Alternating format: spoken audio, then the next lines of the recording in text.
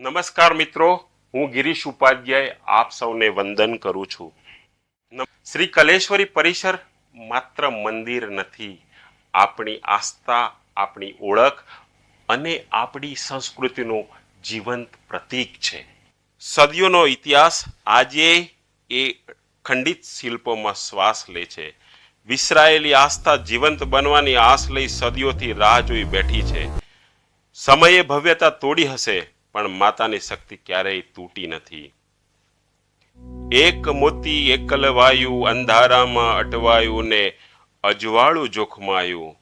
ગુજરાતના છલકાતા વૈભવ વચ્ચે માં કલેશ્વરીની કમનસીબીને પીડામાંથી જન્મેલો એક વિચાર એટલે શ્રી કલેશ્વરી ધામ.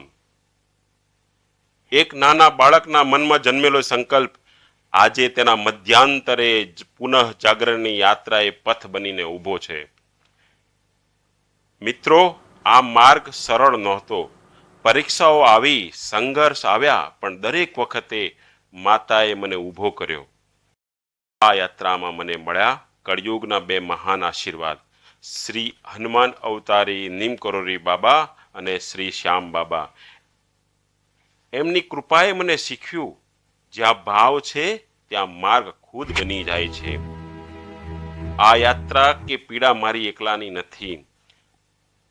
માં કલેશ્વરી પંથકની 18 વરણ અને 36 કોમની દેવતુલ્ય જનતાની છે. ચાલો સાથે મળીને મંદિર નિર્માણ થકી માં કલેશ્વરીની વિરાસતને ફરી જીવંત બનાવીએ.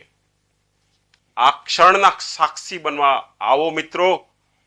શ્યામ ચલે નનિહાલ, 5 એપ્રિલ રવિવાર સાંજે 5 વાગે, વેસુ, સુરત. શ્રી કલેશ્વરી માત કી જય.